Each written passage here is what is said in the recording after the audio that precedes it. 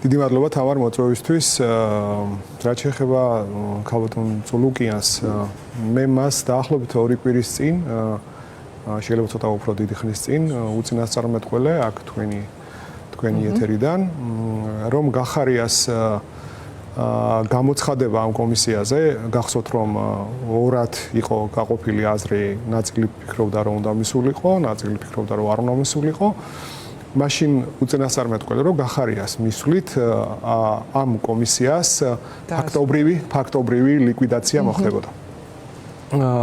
ახლა რასაც ქალბატონ წულუკიანი ცდილობს და აკეთებს ამ განცხადებას, ეს არის ბრძოლა ამ ეგრეთ წოდებული კომისიის გადარჩენისთვის, იმიტომ რომ ეს მეორე დაბარებები, ეს რაღაც ესეთი ქცევები, ეს რა თქმა უნდა არასერიოზულია, იმიტომ რომ სახის შენარჩუნებას იმ ეგრეთ წოდებული კომისიისას, რომელიც ჯერ ეს ერთი არანაირი ლეგიტიმური საფუძვლის შემცველი არ არის, ჯერ ეს ერთი. მეორე, როდესაც ერთ-ერთში ემთხვევა შენი ვორდინგი, შენი ნარატივი სეპარატისტების და ოკუპანტების ნარატივს, ეს უკვე ერთ რაღაცაზე მეტყოლებს, რომ შენ დაგიკვეთა, შენმა უფროსმა, იმას კიდე სხვამ და ეს სხვა ვიცით ვინც არის, ხო? აქაც და იქაც.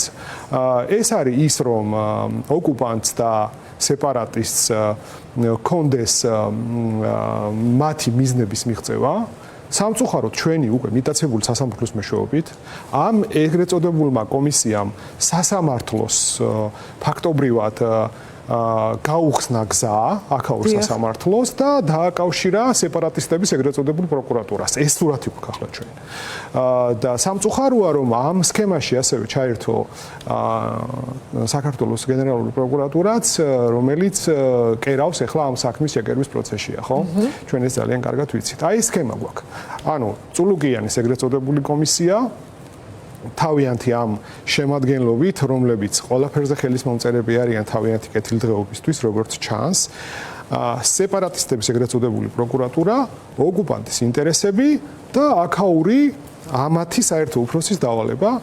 აბსოლუტურად ახლა ამას შევიარაღებელი თვალითაც ჩანს, რომ ეს არის ერთი დიდი საქმე და ერთი დიდი საქმის შეკერვა გიორგი გახარიას წინააღმდეგ 15 წლიანი მუხლით და იმისთვის რომ თავის დროზე როცა ჩვენი მოწინააღმდეგეების და მომხრეების ყველა აღიარებს რომ ერთადერთი შემთხვევა იყო უპრეცედენტო შემთხვევა, როდესაც მშვიდობიანად ყოველგვარი დაძაბულობის, ესენ რაღაც დაძაბულობას, ვის რომელ დაძაბულობაზეა საუბარი, ვის შეეშინდა სეპარატისტებს, ოკუპანტებს შეეშინდათ, რომ საგუშაგოები ჩადგეს, შეწუხდნენ, მერე რო შეწუხდნენ რა? ანუ ეს ცუდია, რომ ოკუპანტი შეწუხდა და სეპარატისტები შეწუხდა, რისი შეეშინდათ? ომის, აი ეს მშვიდობის კომაგები რო არიან, რომელი ომის? აი რომელი ომის, როდესაც შენ ფაქტობრივად აქ ხარ კოლაბორანტი ხარ. პეტენის წინააღმდეგ საფრანგეთში ჰიტლერს არ დაუწყია ომი, იყენებდა და აკეთებიებდა მაშინდელი ფაშისტური გერმანიის საქმეს. რამე განსხვავება არის ახლა? ეგრეთ წოდებული კომისია აკეთებს იმ საქმეს, რაც ჭირდება სეპარატისტებს, კიდევ ერთხელ ვიმეორებ და რაც ჭირდება ოკუპანტს. გახარიას წინააღმდეგ აკეთებენ პოლიტიკურ დევნას, კერავენ ამ საქმეს და გახარია უნდათ რომ 15 წლით ჩასვან ციხეში და ახლა აკეთებს წულუკიანი განცხადებებს, რომ გახარიას რაღაც პოლიტიკურ რაღაცა დაზიანებას მიაყენებს მისი ეგრეთ წოდებული კომისია. ეს ყველამ ძალიან კარგად იცის, რომ ეს კომისია თავის დროზე გახდება გამოსაძიებელი ნამდვილი კომისიის მიერ და მე ერთხელ თქვენ ეთერში თქვი, მე მგონი ღმერთმა არქნას, რომ იმ კომისიაში ერთ-ერთი წევრი ვიყო მე. აი ღმერთმა არქნას, მაგათთვის ვამბობ რა. ხო და მოვა ეგ დროც, იმიტომ რომ ჯერ ეს ერთი 21 საუკუნეა, ჩვენ ადამიანებს ოპტიმიზმი არ უნდა ესე ვთქვათ, გავუქროთ რა. ეს მიუხედავად იმისა, რომ ჩვენ ხელშესახები დეტალები გვაქვს უკვე აქ დიქტატურის ჩამოყალიბების, ადამიანებს უნდა უთხრათ, რომ 21 საუკუნეა ხალხო. რაც არ უნდა დიქტატურა ჩამოაყალიბოს აქ ოკუპანტის და სეპარატისტების დახმარებით მავანმა, ეს დიდხანს ვერ იარსებებს, უბრალოდ ვერ იარსებებს. ეს საზოგადოება, სხვა საზოგადოება. ფაქტია, ბატონო ზაზა, რომ ეს ძალიან დაჩქარებული ტემპით მიმდინარეობს აბსოლუტური გასტრესს ბელორუსებს არ ვიცი, შეიძლება გაასწრონ ჩრდილო კორეასაც, არ ვიცი. ძალიან სწრაფი ნაბიჯებით მიდიან და აქ ისმის კითხვა, რატო ჩქარობენ? სად ჩქარო? ხო, აი ეს არის ალბათ მნიშვნელოვანი. ხო, ზუსტად ამის შემადგენელი ნაწილია, ხო, გახარიას თუ სხვა პოლიტიკურ ახევარ დაგვიჭირეს, ციხეში ვართ. ახევარი გარეთ არის, რა ხდება მე? ამით ამათ რაიმე ეშველებათ, ანუ 10 წლეულობით დააწესებენ ამ რეჟიმს, ანუ შეინარჩუნებენ ამ რეჟიმს გამორიცხული ამბავია ეგ. ანუ დღეს ახლა ჩვენ კიდევ ერთხელ გავალოთ პარალელი დღეს 21 წელთან ანუ განსხვავება რა არის? ახლა ჰიბრიდული ომი. საკუთარი მოსახლეობის და თანამოქალაქეების წინააღმდეგ, რომელსაც ახორციელებს რეჟიმი, ციხეში პოლიტიკოსების გამოკეტვით, იქ ვიღაცების ყიდვით, ვიღაცების მოქთამვით, ვიღაცების დაშინებით. 70 პოლიტპატიმარი გვყავს და კიდევ ერთხელ ჩემი მხარდაჭერა ყველა პოლიტპატიმარს დაწყებული ბოლო პატიმარიდან გიორგი ვაშაძიდან, მამუკა ხაზარაძე, ბადრი ჯაფარიძე და ყველა აბსოლუტურად ყველა 70-მდეა უკვე. და არავინ არ არის ამ ხელისუფლების შემხედვარე დაცული ამისგან, რა თქმა უნდა, ამ შლეგი ხელისუფლებისგან, ესენი ყველაფერს წამსვლელები არიან, მაგრამ კიდევ ერთხელ ვამბობ, ეს არის ძალიან დროებითი. საერთოდ ამ ქვეყნად ყველაფერი დროებითია, მაგრამ ეს ძალიან დროებითი იქნება და მე არ მესმის ლოგიკა, სად ჩქარობენ, რატო ჩქარობენ, სად მიდიან და აი რატო იღებენ აი ესეთ გადაწყვეტილებებს, მე არ მესმის, იმიტომ რომ გადაწყვეტილებას ხო თავის ლოგიკა უნდა გქონდეს. კაი, დაიჭირე ნახევარი საქართველო და მე მას ჭირდება რომ ამით შეინარჩუნოს საკუთარი ძალაუფლება, ამით განიმტკიცოს და უბრალოდ განსხვავებული აზრი ყველგან და ბატონსაზე თქვენ როგორც მოსამართლე ძალიან კარგად იცით სასამართლო სისტემაში არსებული ვითარება და მათ შორის ხო ყველა მიმართულები თან კანონით უნდა რომ განიმტკიცოს აი ეს ავტორიტარიზმის დიქტატურის გაფორმება, ხო, არაკონსტიტუციური კანონები და ჩვენ ვნახეთ ახლა უვადო მოსამართლეც კი როგორ ძალიან მწვავედ გამოეხმაურა იმ დაგეგმილ ცვლილებებს ხო მოსამართლეების შესახებ კანონში. აი ამ მიმართულებითაც, ანუ თქვენ დასვით ახლა კითხვა რომ რატომ ჩქარობს ბიძინა ივანიშვილი და ალბათ ბიძინა ივანიშვილის მთავარი მიზნიდან, მისი მთავარი мотиваციიდან და მთავარი გეგმიდან თუ ამოვალთ, ჩქარობს იმიტომ რომ ალბათ ამ ზაფხულს უნდა ხო რომ რაღაცნაირად შემოიმტკიცოს ეს ყველაფერი და შემოდგომის მერე რა ხდება მე? ხო, ნუ ფიქრობს რომ შემოდგომამდე უკვე ქვეყანაში აღარ დატოვოს, აღარც კრიტიკული მედია, აღარც ამბის მომყოლი თუ რა ხდება სინამდვილეში ქვეყანაში. ჩალით, მაგრამ სამყარო ხო არ არის ჩალით დახურული.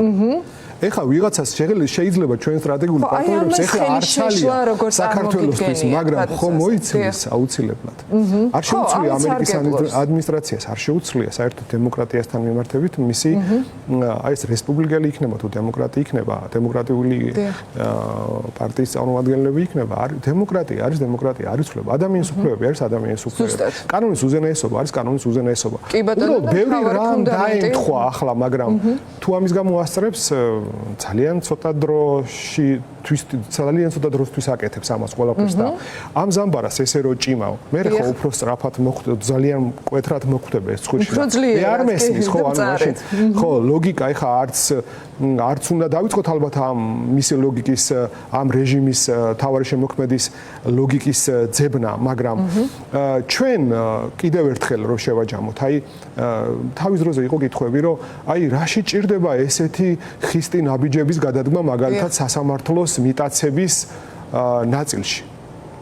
რასთვის დაჭირდა? დაჭირდა აგერ 2024 წელს საბოლოო გადაწყვეტილება ვინ მიიღო? მოსამართლეებმა. ჩინჩალაძე მურუსტიცის იმ კლანმა, რომლებმაც შეარჩია ეს მორიგე მოსამართლეები, ზონდერ მოსამართლეები, რომლებმაც მიიღეს გადაწყვეტილებები, სადაც არ მტკიცებულებაა. არც აბსოლუტურად არც ფორმალური მხარეებიც კი არ არის დაცული, გაგახსენებთ მაგალითად იგივე არჩევნების სააპელაციო ერთ-ერთი საქმის, აი ხუჭუას მიერ მიღებული გადაწყვეტილების სააპელაციო სასამართლოში განხილვას შეგახსენებთ, როდესაც ექსპერიმენტი ჩაატარეს და ექსპერიმენტმა დაადასტურა ის, რაც პირველი ინსტანციის სასამართლოში დადასტურდა და ესე პირდაპირ თვალში ნაცრის შეყრით ამბობდნენ, რომ არაო, არ გაუჟონიაო. შემდეგ ხო გახსოვთ, რომ ეს გაჟონის ნაწილი როგორ შეცვალეს და ნახეთ ახლა რას აკეთებენ. ახლა ვიდეო გადაღებას და აუდიო გადაღებას თქვენ მედიას გიგზალავენ და რატო გზალავენ ამას? იმიტომ გზალავენ, რომ იქ რაც ხდება სასამართლო დარბაზებში ეს არ ნახოს იმ ხალხმა, რომლებიც ამას უყურებს საზოგადოებამ, ხო? და შესაბამისად, აქ სად არის საზოგადოების ანუ ჩართულობა, სად არის აქ გამჭვირვალობა და რა სჭირდება ჩვენ ესეთი სასამართლო? ჩვენ არ გვჭირდება ესეთი სასამართლო. ესეთი სასამართლო ჭირდება ერთ ადამიანს, რომელმაც ეს ჭირდება, ხო?